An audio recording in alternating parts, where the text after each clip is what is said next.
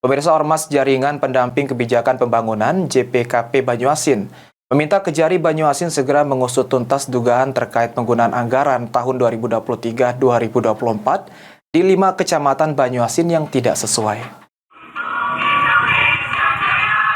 Ormas JPKP Banyuasin kembali menggelar aksi terkait penggunaan anggaran tahun 2023-2024 di 5 kecamatan Banyuasin yang diduga terjadi penyelewengan anggaran negara yang tidak sesuai.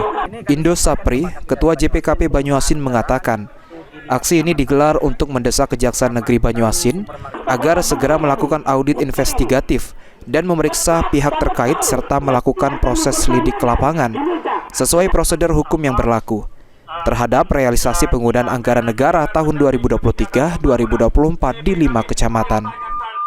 Ini kami sampaikan kepada Kejari Banyuasin penggunaan anggaran itu di 5 kecamatan.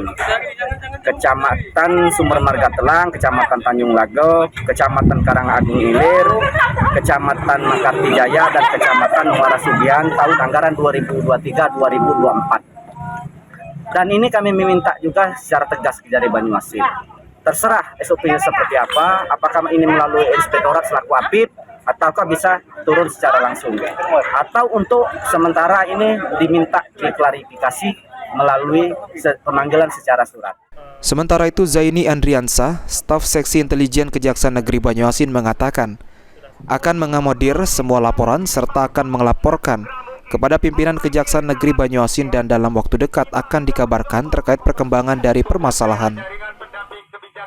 Masalah yang laporan yang sudah masuk ke kita itu nanti kita akomodir dulu, sudah sampai mana nanti kita laporan ke pimpinan dulu terkait laporannya sudah sampai di mana juga. Terus untuk yang DLH itu masih dalam proses, insya Allah dalam waktu nggak lama lagi insya Allah ada kabar terkait perkembangannya. Ridho Ilahi, PAL TV.